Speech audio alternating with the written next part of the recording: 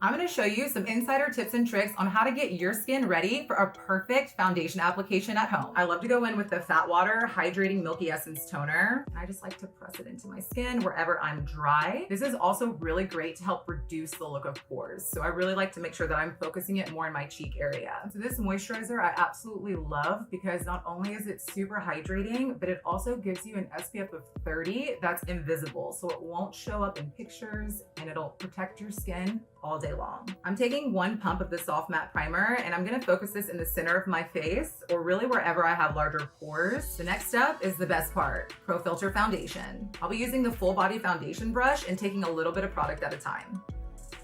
All right, so if you see this and see this like nice little streak that's going on, if this is a common issue for you with brushes, this is what you need to do to fix it. Instead of going in long painting motions, take your brush and work in short strokes and work your way out. This will make it look way more flawless and almost like you got a filter on your face. In the case you do accidentally apply a little too much product, don't worry. That's what sponges are great for, and that can actually help to pick up any product that might have been over applied. Okay, damn.